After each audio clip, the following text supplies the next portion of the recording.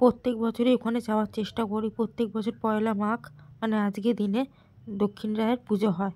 তো ওখানে গিয়ে ভগবানকে দর্শন করাবো। ভগবান কিন্তু দেখতে অন্যরকম, অনেকেই গেছেন অনেকেই যাননি।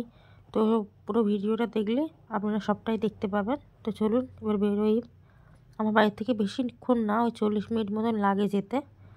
তো রেডি হয়ে নিচে নেমে যাচ্ছি। আর তারপরে মিও আমরে এখানটা একটু দাঁড়িয়েছিলাম, এখানে দেখলাম মিও আমরে নতুন কেক নিয়ে এসেছে নলেন গুড়ের।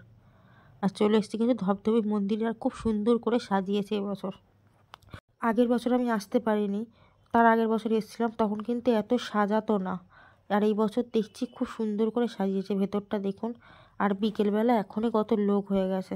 রাত্রি 2:30টার সময় অঞ্জলি হবে, মানে সারা রাত ধরে পুজো হয় দক্ষিণেশ্বরের বাবার। আর দেখুন ভেতরটা লোকে লোকারণ্য, প্রচুর লোক ছিল। আর এই যে মন্দির, এই হলো দক্ষিণ রায়ের মন্দির। আর দক্ষিণ রায় কিন্তু বাঘের দেবতা। আর বনবিবির সাথে ওনার যুদ্ধ হয়েছিল, তো উনি জিতে গিয়েছিলেন যুদ্ধতে। বনবিবির কিন্তু পরাজয় হয়েছিল, ওনারই কিন্তু জয় হয়েছিল।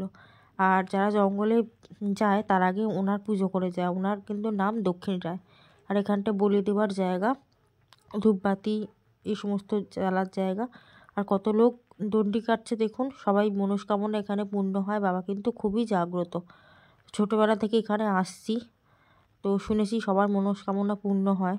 যদিও আমি কোনোদিনও কিছু চাইনি, বাবার কাছে সবসময় বলেছিলাম ভালো রাখার জন্য, কিন্তু শুনেছি সবার মনস্কামনা পূর্ণ হয়। তো যাই হোক, এই ভেতরটা কি সুন্দর সাজিয়েছে দেখুন। বাইরেটা আর্টিফিশিয়াল ফুল, আসল ফুল দিয়ে দেখুন বড় বড় বাঘের মূর্তি করা। যেহেতু উনি বাঘের দেবতা, বনের দেবতা, তো সেই জন্য সুন্দরবনে কিন্তু সবাই আজও বাঘের হাত থেকে বাঁচার জন্য ওনাকে স্মরণ করে যায়। আর বাঘ কিন্তু ওনাকে দেখলে একদম মানে চুপচাপ হয়ে যায়, সেই জন্যই কিন্তু ওনার নাম দক্ষিণ রায়। আর এখানে দেখুন সবাই দণ্ডি কাটছে, আর এখানে ফুল দিয়ে কি সুন্দর করে সাজিয়েছে, এত ভালো লাগছিল দেখতে। আমার তো মন্দিরে যেতে ভীষণ ভালো লাগে। আর আজকে কিন্তু মাকে সাথে করে নিয়ে গিয়েছিলাম। মাকে বলেছিলাম, মা তুমি চলো, তুমি তো সেই বাড়িতেই থাকো, কোথাও যাও না, তো চলো ঘুরে আসি। তো মাও এসছে। আর এখানে তো সবাই দণ্ডি কাটছে, আর পাশে একজন আছে, সে সবাইকে বাতাসা মানে ছুঁড়ে ছুঁড়ে দিচ্ছে আর কি। আর বিকেলবেলা দণ্ডি কাটছে, আমি শুধু ভাবছি এনাদের কতটা ঠান্ডা লাগছে। প্রথম কথা শীতকাল, দ্বিতীয় কথা এরকম ভিজে গায়ে এতক্ষণ ধরে থাকা খুবই কষ্টের। আর এখানে কিন্তু দক্ষিণেশ্বরে বাবার তেল পাওয়া যায়। যাদের যে হাঁটুতে ব্যথা বা কোমরে ব্যথা হলে এখান থেকে কিন্তু তেল নিলে কিন্তু খুব উপকার হয়। তেল পাওয়া যায়, তারপর এক ধরনের পাতা পাওয়া যায়। তো এখান থেকে মা তেল নিল, মা যেহেতু কোমরে ব্যথা করে খুবই, সেই জন্য মা তেল নিল। আর এবার কিন্তু আমি মন্দিরের ভেতরে ঢুকবো, যেখানে বাবা রয়েছে ওখানে যাব। এতক্ষণ তো বাইরেটাতে ছিলাম, আর আমার এত পরিমাণে ঠান্ডা লেগেছে যে কি বলবো, মানে রীতিমতন কষ্ট হচ্ছে। তো আমরা বিকেল বিকেল গিয়েছিলাম, আর সন্ধ্যের মুখোমুখি অবস্থাতে চলে এসেছিলাম।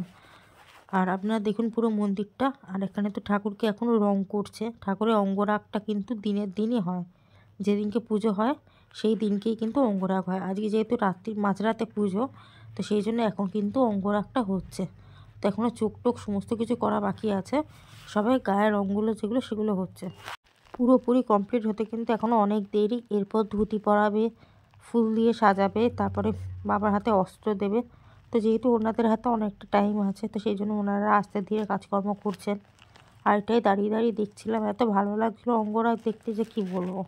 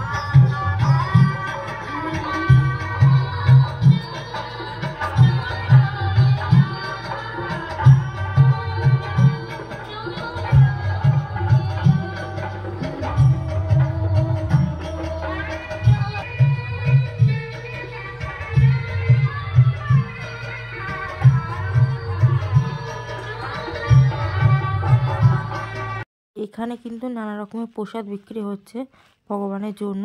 তো আমরা যেহেতু টাকা দিয়ে দিয়েছিলাম তাই আর পুজো দিইনি, আর আজকে তো পুজো ওইভাবে নিচ্ছে না। তো পিকুর জন্য এখান থেকে কিছু মিষ্টি আমি নিয়ে নিয়েছি, পরে পিকুকে ওগুলো দেবো বলে। আর ভগবানকে খুব ভালো করে দর্শন করে নিয়েছি, অঙ্গরাগ করাও দেখলাম। আর এইটা হলো পুকুর, ঠাকুরের মন্দিরের উল্টো দিকে পুকুরটা আছে। তো এখানে পুকুরে স্নান করেই কিন্তু সবাই এখানে পুজো দেয়। আর দেখুন চারিদিকে হরিনাম হচ্ছে, কত কি হচ্ছে, আর কি সুন্দর অপূর্ব লাগছে দেখতে মন্দিরটা। সন্ধেবেলা হয়ে গেছে বলে বেশি ভালো লাগছে। আর মন্দির চত্বরে লোকের কত ভিড়, আমি ভাবছি তাই যে রাত্রিবেলা তাহলে কত ভিড় হবে। এখনই যদি এরকম ভিড় হয়, আর বছরে একবারই এখানে বড় করে অনুষ্ঠান হয়। আর নীল পুজোর সময় হয়, চড়ক পুজোর সময় যেটা, তখনও কিন্তু এখানে পুজো হয়। আর এটাকে কিন্তু জাঁতাল উৎসব বলে। তো ফেসবুকে ছবি টবি সমস্ত দেখতে পাবো, আমি তো আর থাকতে পারলাম না। তো এরপর দর্শন হয়ে গেছে, আমরা বাড়ির দিকে এবার আসবো। আর দেখুন গেটটা কি সুন্দর করে সাজিয়েছে, এই প্রথম কিন্তু দেখলাম এরকম সুন্দর করে সাজাতে। তো ওখান থেকে টোটোতে উঠে পড়েছি, আর বাইরে দেখলাম অনেক রকমের দোকান বসেছে। এই দেখুন নানা রকমের দোকান বসেছে। এগুলোতে আর যাওয়া হয়নি যেহেতু আমাদের টোটো চলে এসেছিলো। তো সেই জন্য আর এখানে বেশ ছোটোখাটো মেলা মতন বসেছে। তো যাই হোক চলে এসেছি এখন বারুইপুরে। বারুইপুর থেকে আমার খুব ভালো লাগে এই আলু ভাজাগুলো খেতে। জানি হয়তো স্বাস্থ্যের জন্য ভালো না, তবুও ভালো লাগে, তাই জন্য একটু কিনে নিয়েছি। আর তারপরে অটোয় করে চলে এলাম বাড়িতে। তো আজকে ভিডিওটা এইটুকুই। অনেক দিন পর দক্ষিণেশ্বর মন্দিরে গেলাম, তো খুব ভালো লাগলো। আজকে ভিডিওটা এইটুকুই, দেখা হবে পরের একটা ভিডিওতে। ততক্ষণের জন্য সবাই ভালো থাকবেন, সুস্থ থাকবেন, আর আমার সাথে থাকবেন। আজকের মতন গুড বাই।